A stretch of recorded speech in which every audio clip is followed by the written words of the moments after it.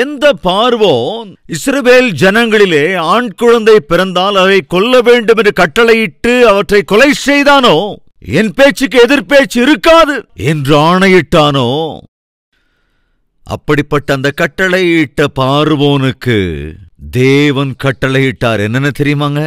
என் ஜனங்களை உன் கையிலிருந்து நான் விடுவிப்பேன் என்று ஆபிரகாமுக்கு நான் வாக்கு பண்ணியிருக்கிறேன். அந்த வாக்கு தத்தத்தின் அடிப்படையிலே நான் என் ஜனங்களை விடுவிப்பேன்.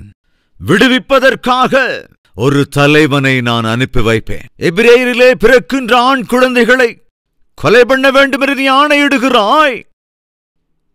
நான் இடுகிற ஆணையை கவனி. உன்னையும் உன் ராஜ்யத்தையும் எதிர்ப்பதற்கும் ஜெயிப்பதற்கும் ஒருவனை நான் அனுப்பப் போகின்றேன். அவன் வந்து உன்னுடைய வீட்டிலேயே வளரும்படி நான் செய்கிறேன். உன்னுடைய குமாரத்தையே அவனை வளர்க்கும் விதமாய் செய்கிறேன் என்று தேவன் என்று கட்டளையிட்டார். அப்புறம் அந்த சிறுவன் பார்வோனுடைய வீட்டிலேயே தான் வளர்ந்தானாமா? எஸ், அந்த வீட்டிலேயே அவன் வளர்வதற்கான அழைப்பு வந்தது. அவனை அழைத்தது யார்? பார்வோனுடைய குமாரத்தியே அழைப்பு விடுத்தாள். அந்த குழந்தை செல்ல வேண்டிய நேரமும் வந்தது.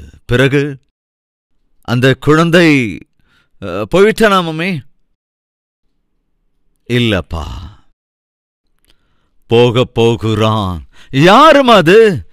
நீதான் அந்த சிறுவன்.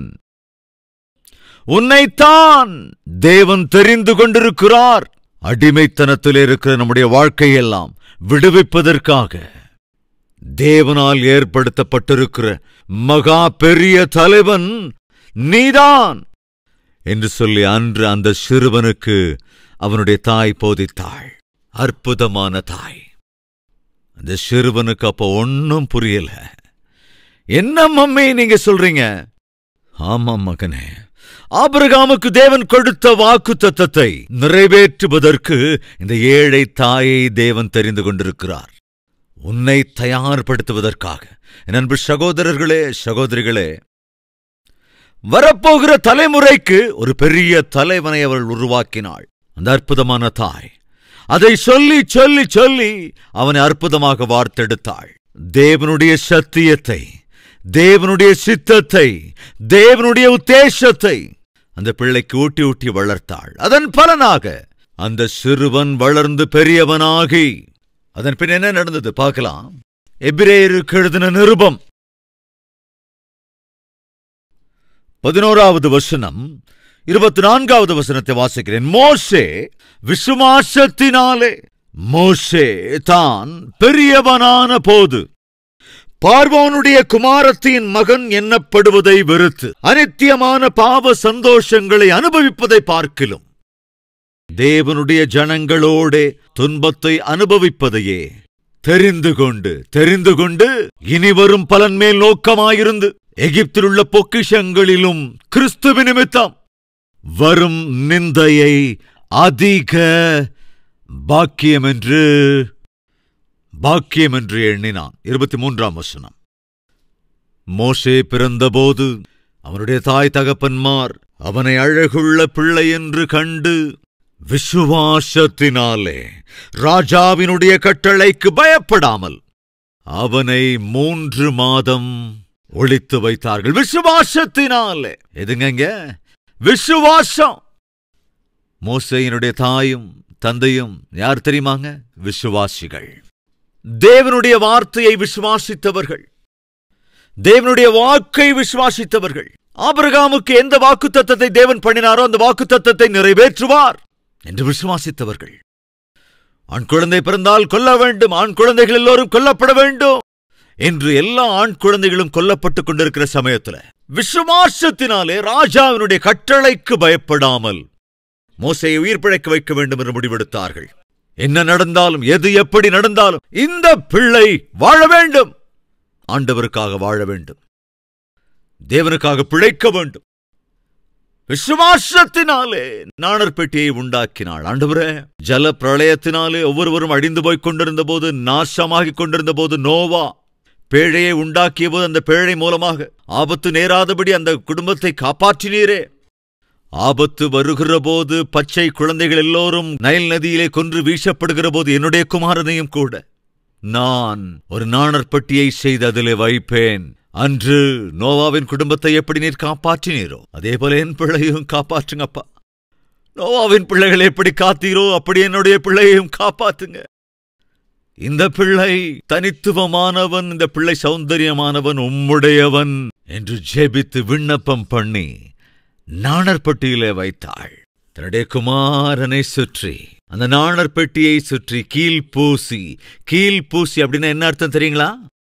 ஆபத்து நிறைந்ததாக இருக்கிற நைல் நதியின் அலைகள் வந்து இந்த பிள்ளையை டிஸ்டர்ப் பண்ணாதபடி, அபாயகரமான எதுவும் கூட அந்த பிள்ளையை நெருங்காதபடி சுற்றிலும் வேலி அடைத்து விட்டாள்.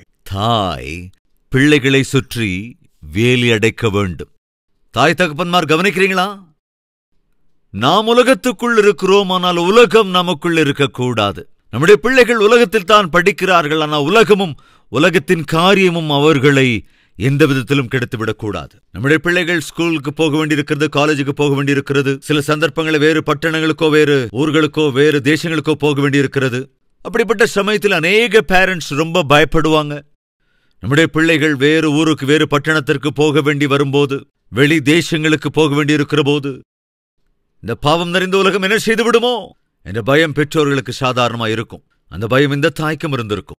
பாவம் நிறைந்த நைல் நதி என்ன செய்யுமோ, என் பிள்ளைக்கு ஏதாவது நடந்து விடுமோ என்ற பயம் இருந்தாலும் கூட விசுவாசத்தின் அடிப்படையில அவள் செய்த காரியம் என்ன?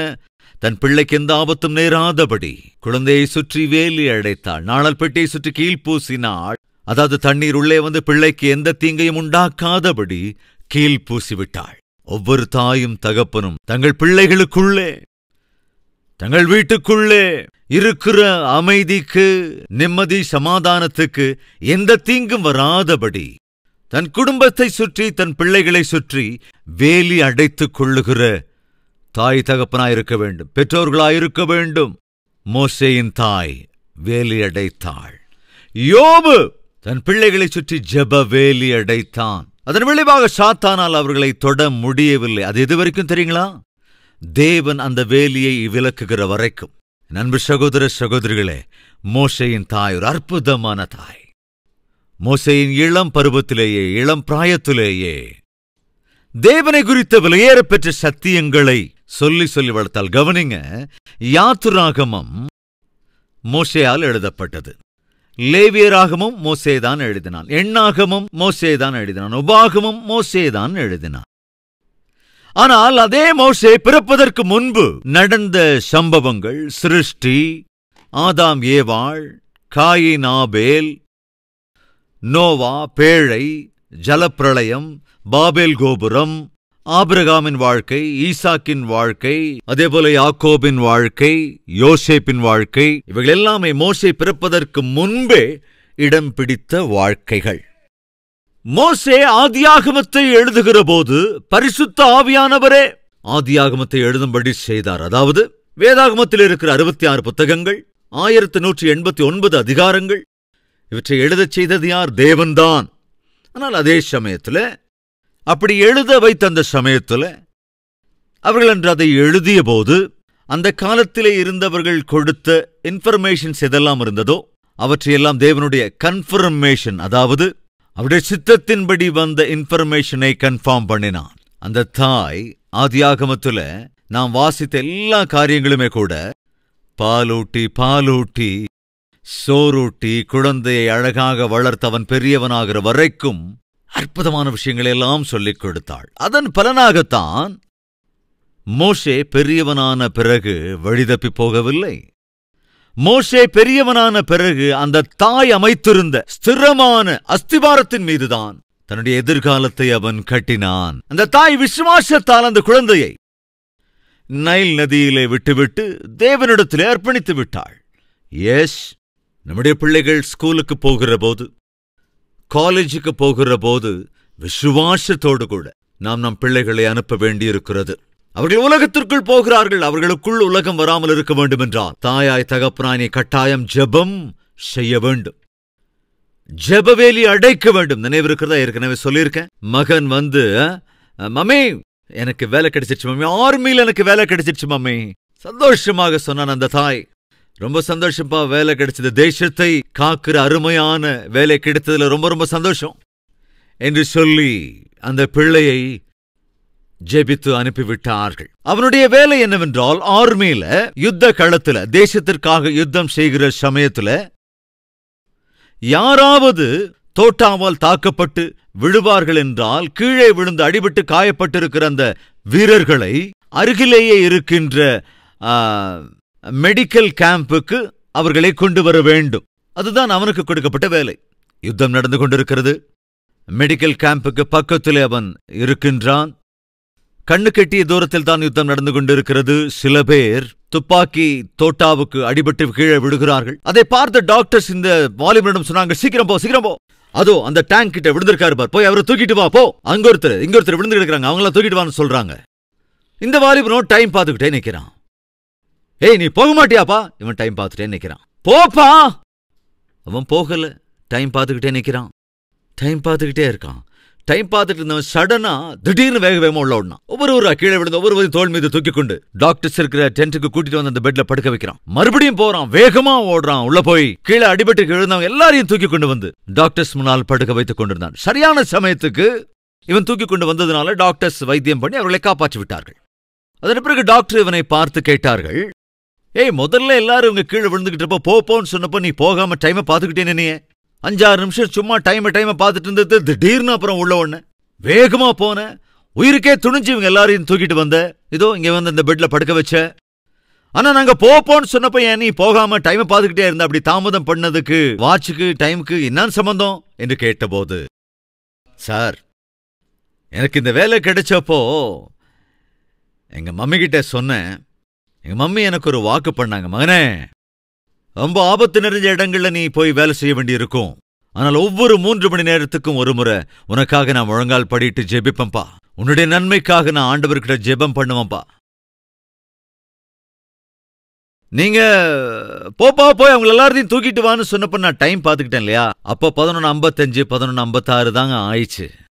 இன்னொரு 4-5 நிமிஷங்கள் எங்க அம்மா முழங்கால் படியிடுவாங்க. 12 மணிக்கு எங்க அம்மா முழங்கால் படிக்கிற நேரத்துக்காகத்தான் வெயிட் பண்ணேன். சரியா 12 மணி ஆகும்போது எனக்கு தெரியும் மம்மி எனக்காக அங்க முழங்கால் படியில நிற்கும் போது இங்க கட்டாயம் தேவன் எனக்கு துணையாக இருப்பார். எந்த அபாயமும் கூட நெருங்க முடியாதபடி என் மம்மியுடைய ஜெபம் வேலி போல் என்று காப்பாற்றும். அதுக்காகத்தான் சார் நான் 12 o'clock வரைக்கும் வெயிட் பண்ணிக்கிட்டு இருந்தேன். சரியா 12 மணி ஆனோன்னா தைரியமா உள்ள போயிட்டேன். அன்பு சகோதரர்களே, சகோதரிகளே, ஒருவேளை அவனுடைய மம்மி ஜெபம் பண்றதுக்கு முழங்கால் படியிடாம டிவி பார்த்துட்டு உட்கார்ந்திருந்தா அந்த குமாரனுடைய உயிரை கூட போயிருந்திருக்கலாம். இந்த அநேக பிள்ளைகள் கெட்டுப் போவதற்கு, அநேக பெண்கள் கெட்டுப் போவதற்கு, அநேகர் வாலிப பிராயத்தில் பாவங்களுக்கு அடிமையாவதற்கான காரணம் என்னவென்றால், ஜெபிக்க வேண்டிய தாயும் ஜெபிக்க வேண்டிய தகப்பனும், ஜெபித்து பிள்ளைகளை சுற்றி வேலி அடைக்க வேண்டிய பேரண்ட்ஸ் பிள்ளைகளுக்கு கண்டுக்கிறது இல்லை, அவங்களுக்காக ஜெபிக்கிறது இல்லை. அதனாலதான் இன்னைக்கு பிள்ளைங்க தப்பான அடி எடுத்து வச்சிடறாங்க, வழிதப்பி போய் விடுகிறார்கள். ஆனால் மோசேயின் தாய் அப்படி செய்யலைங்க. மோசேயை சுற்றி வேலி அடைத்தான். நாணல் பெட்டியை சுற்றி கீழ் பூசி தண்ணீர் வந்தாலும் கூட குழந்தைக்கு எந்த ஆபத்தும் நேராதபடி அற்புதமாக அதை செய்தாள். கவனிங்க, இன்று குடும்பத்தை காப்பாற்றிக் கொள்கிற, பிள்ளைகளுடைய எதிர்காலத்தை காத்துக் கொள்ளுகிற, தேவனுக்கு கொடுத்திருக்கிற சாட்சியை காத்துக் கொள்ளுகிற, சபையை காத்துக் கொள்ளுகிற, கிடைத்த வேலையை காத்துக் கொள்ளுகிற, அருளப்பட்ட வியாபாரத்தை காத்துக் கொள்ளுகிற ஜெப வீரர்கள் வேண்டும் என்று மோசேயினிடத்திலே அவனுடைய தாய் சொன்னாள். என்னன்னு தெரியுமா? மகனே, இஸ்ரவேல் ஜனங்களை விடுவிப்பதற்காக தேவன் தெரிந்து கொண்டிருக்கிற ஒரு அற்புதமான சாதனம் நீதாயா. உன்மீதுதான் இஸ்ரவேல் ஜனங்களுடைய எதிர்காலமே சார்ந்திருக்குதுப்பா.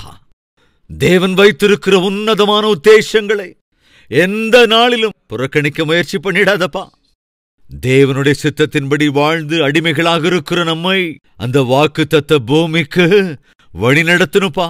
அந்த தாயின் இந்த வார்த்தைகள் மோசேயின் இருதயத்திலே அளப்பரிய தாக்கத்தை உண்டாக்கியது.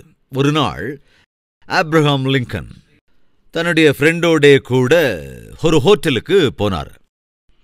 ஆப்ரஹாம் லிங்கன் என்றால் அமெரிக்க தேசத்தையே ஆளுகை செய்த பிரசிடென்ட்களிலே அற்புதமான உத்தமமான ஒரு பிரசிடென்ட். அப்படி உத்தமமான ஒரு பிரசிடென்ட் என அழைக்கப்பட்ட ஆப்ரஹாம் லிங்கன் தன் ஃப்ரெண்டோடே கூட சேர்ந்து ஒரு நாள் ஒரு ஹோட்டலுக்கு போனார். அந்த ஃப்ரெண்ட் வேகமாக பிராண்டியோ விஸ்கியோ வர வைத்தார். ஊற்றி ஆப்ரஹாம் லிங்கனுக்கு முன்னால் கூட வைத்தார். எப்போ சின்ன வயசுல நம்ம 2 பேரும் ஒன்னா படிச்சோம், இவ்வளவு காலத்துக்கு அப்புறம் இன்னைக்கு தான் சந்திக்கிறோம். உன்னுடைய போஸ்ட் பொசிஷன்லாம் பயங்கரமாயிடுச்சு, நீ ஒரு பிரசிடென்ட் ஆயிட்ட, நான் ஏதோ என்னுடைய வாழ்க்கை அப்படியே வாழ்ந்துகிட்டு இருக்கேன், இந்த அற்புதமான நல்ல நேரத்துல நாம கொஞ்சம் குடிக்கணும்டா என்று சொல்லி அந்த பிராண்டி பாட்டிலையோ விஸ்கி பாட்டிலையோ எடுத்து வைத்து 2 கிளாஸ்ல ஊத்திட்டாரு. எடுத்து வேக வேகமா குடிக்கிறார். அவருடைய நண்பர் ஆப்ரஹாம் லிங்கன் மாத்திரம் மௌனமா உட்கார்ந்து இருக்காரு. என்னடா, ஏய் பார்ட்டிடா, அது சந்தோஷமா இருக்கும், எடுத்து குடி. இல்லடா நான் குடிக்க மாட்டேன். ஏன், எதனால? நான் ஒருத்தருக்கு வாக்கு கொடுத்துட்டேன்டா. என்னென்ன வாக்கு கொடுத்த? என்னுடைய வாழ்நாள்ல மதுபானத்தை தொடவே மாட்டேன்னு ஒருத்தருக்கு வாக்கு கொடுத்துட்டேன்ப்பா. அந்த வாக்கை என்னால மீற முடியாதுப்பா. அப்படி சொன்னா கண்டிப்பா குடிக்கிற ஒரு கிளாஸை கீழே வச்சிருப்பாரு இல்லையா?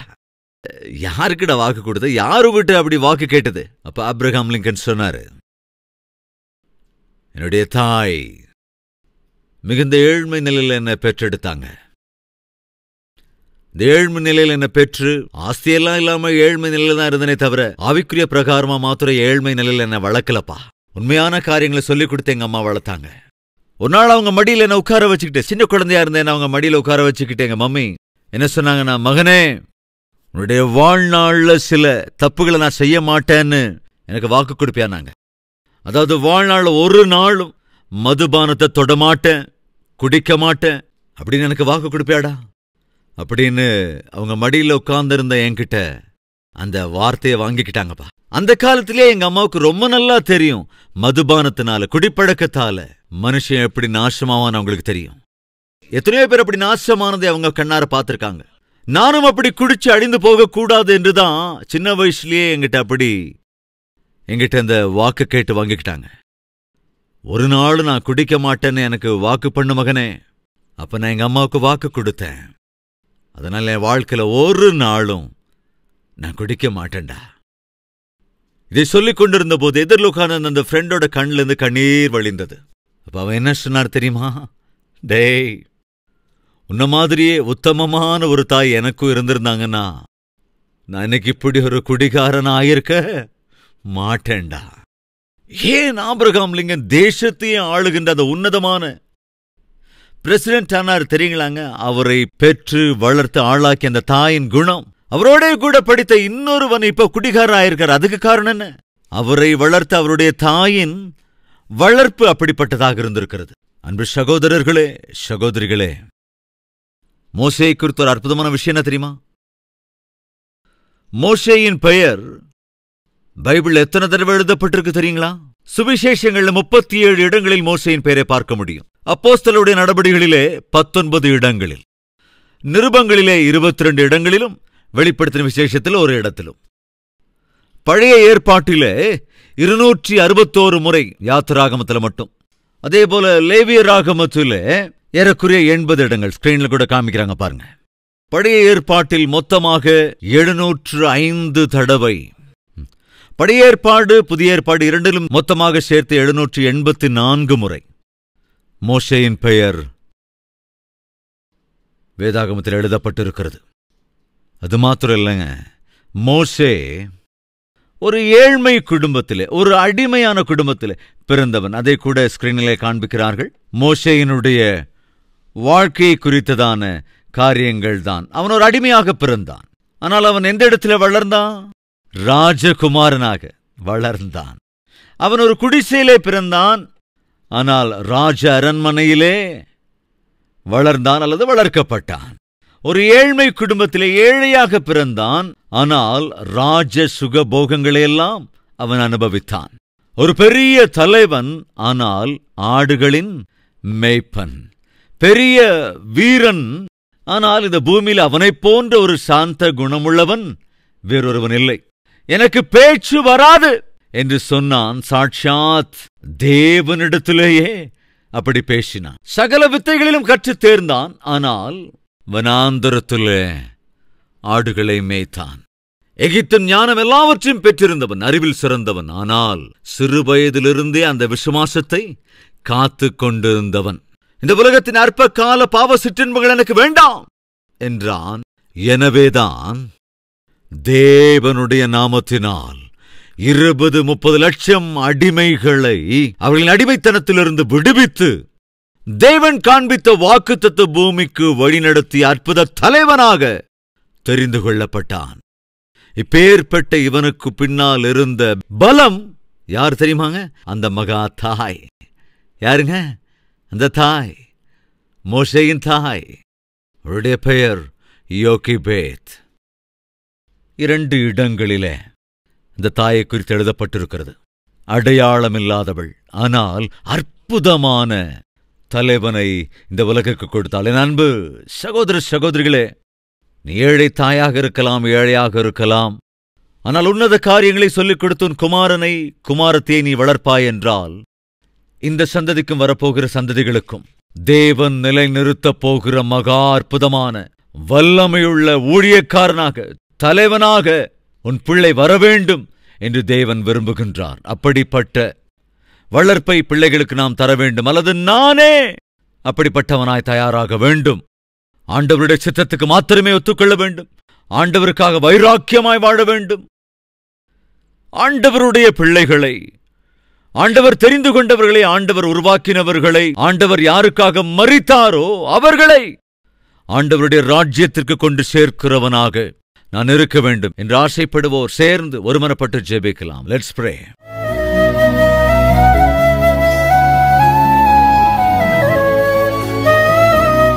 மகா பரிசுத்தமும் அன்பும் நிறைந்த பிதாவே, ஒரு ஏழை தாய், ஒரு ஏழை தந்தை தங்கள் பெற்ற பிள்ளையை அவர்கள் எவ்வளவு அற்புதமான தலைவனை அவர்கள் அன்போடு கூட, ஜெபத்தோடு கூட, விசுவாசத்தோடு கூட வளர்த்தார்கள்.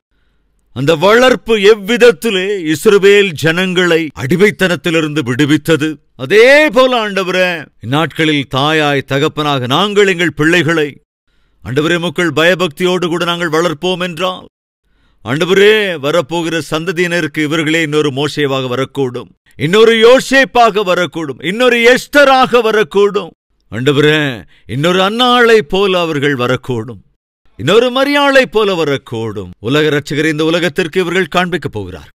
அப்படி எங்கள் பிள்ளைகளை வளர்க்கிற கிருபையையும் அப்படி வாழ்கிற பாக்கியத்தை எங்களுக்கும் அருளிச் செய்து நீர் அருளுகிற ஒவ்வொரு ஆசீர்வாதத்தையும் காத்துக்கொள்வதற்கும் ஆண்டவரே எங்களை சுற்றி ஜெப வேலி அடைத்துக் கொண்டு பிள்ளைகளையும் காக்க வேண்டும், குடும்பத்தையும் காத்துக்கொள்ள வேண்டும், அருளப்பட்டிருக்கிற பொறுப்புகளையும் நிறைவேற்றிக் கொள்ள வேண்டும். எங்களுடைய வாழ்க்கை, எங்களுடைய ஆவிக்குரிய காரியங்கள் எங்களுக்கும் எங்களை சுற்றி இருக்கிறவர்களுக்கும் ஆசீர்வாதமாகவும் உமக்கு மகிமையாகவும் மாற வேண்டும்.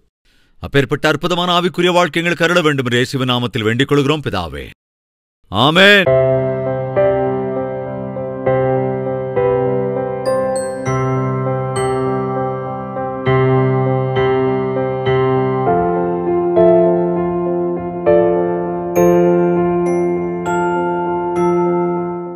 எங்கள் முகவரி கல்வரி, தபால் பெட்டி எண் 30, குக்கட்பள்ளி, ஹைதராபாத் 72